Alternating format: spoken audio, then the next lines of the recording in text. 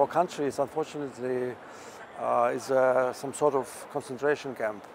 So all of my colleagues from our TV channel either abroad or in prison. But your channel broadcasts in Belarus, so I mean people can see your channel yes, in Belarus. Yes, our audience are Belarusian people, so we broadcast in 2 languages, in Belarusian and in Russian. So it's not been like shut down your television in Belarus? Because the television, the newsroom is in Poland, in Warsaw. Ah, okay, okay. It's some sort of a part of TVP, is public television of Poland. So are you the only like independent journalist in Belarus, or how are the other televisions? Or... There are two types of media in Belarus. State television, we call it, but it's mostly propaganda televisions, like in Russia, and also independent television, independent media. We are the only TV, but also a lot of internet TVs or bloggers or independent journalists who work for the newspapers, a couple of radio stations, but all of them, they work outside Belarus, because all the journalists who stayed, they are now behind bars. Life in Belarus, I think it's one of the poorest countries in Eastern Europe. For us it's very unusual, because during the Soviet time, when Belarus was a part of Soviet Union, it was a Belarusian Socialist Republic. The level of life was the highest in the Soviet Union, in Belarus, because we have a very developed industry, and we produce trucks, tractors, cars, TVs, televisions, and so forth. So, but now we are one of the poorest. Why? What happened?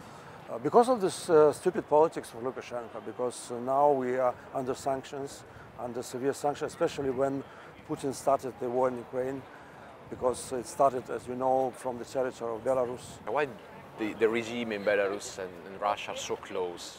What makes them so alive? It's not natural, because after Soviet Union collapsed, we had 3 years of independence, and we made more and more connections with the West. For example, Ford built a plant in Belarus. It started to produce 2 models of Ford. So we are open to any sponsors, to any financement from any part of the world. But Lukashenko, because he's not an independent politician, he's a puppet of Putin. He always asks money from Putin. He never gives them back. Why people vote for Lukashenko? They don't vote. They voted only once in 1994.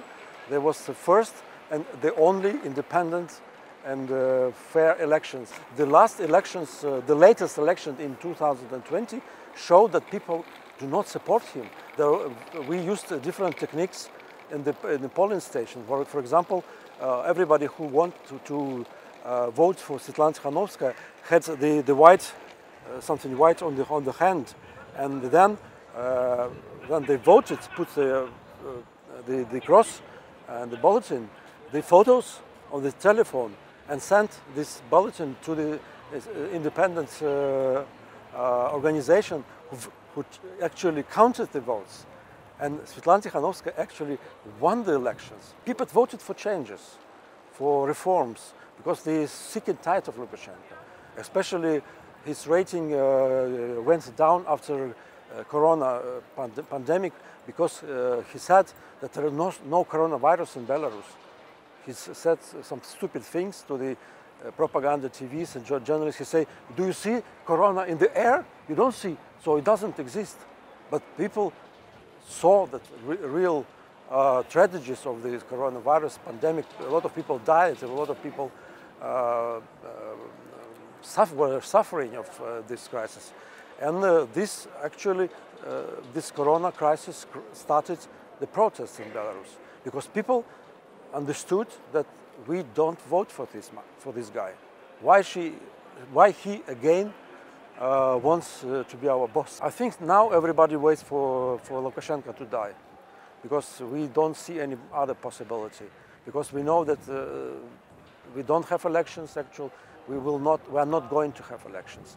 In 2020, it was a chance for revolution, but unfortunately, Belarusians did not use this chance, because So many people, I never seen so many people in the streets. More than 400,000 people went to the streets only in Minsk, but also in small cities, in the towns. And the people saw that we are together. We are so many people who want changes, who want reforms in the country, want to change the president. Part of the population support Russia. Why? Mostly it's the elderly people. It's like the generation of my parents, because they think that it's not Lukashenko who's responsible for absence of reforms, of the poor life. They think that this is some officials who take responsibility. They don't see the actual problem for Belarus. And also, you know, these people, elderly people, they used to live in the Soviet Union. They want the Soviet Union back.